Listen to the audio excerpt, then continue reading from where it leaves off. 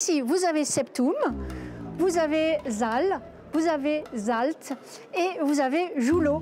Notre visite débute par la rencontre d'étranges personnages imaginés par Aude.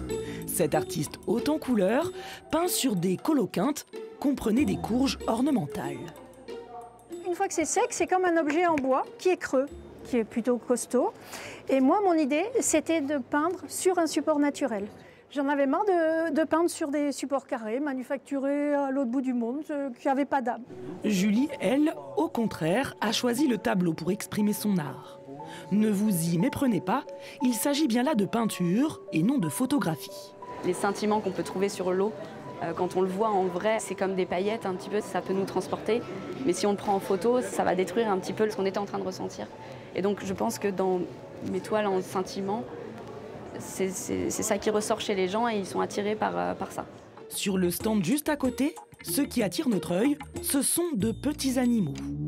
Derrière ces chiens, chats et cochons en terre, se cache la gagnante prix du public sculpture de l'an dernier, Mo, une artiste malgré elle. Un jour, je prends un petit bout de terre, comme ça, qui traînait sur une table, et je m'amuse à construire un petit personnage.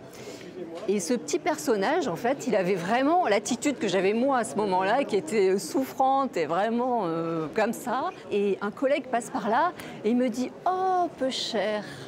Et puis voilà, tout a commencé par là. L'art est une rencontre et aussi un message. Ici, dans toutes ces photos, David en délivre un. Mais ce qui l'amuse, c'est l'interprétation que chacun en fait.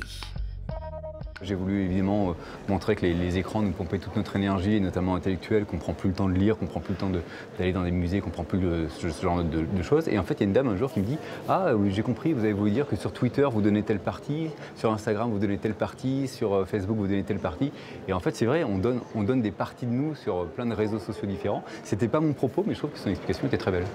Du figuratif à l'abstraction, du pop art à l'upcycling, les styles et techniques se mélangent au Salon international d'art contemporain de Marseille, où 15 000 visiteurs sont attendus.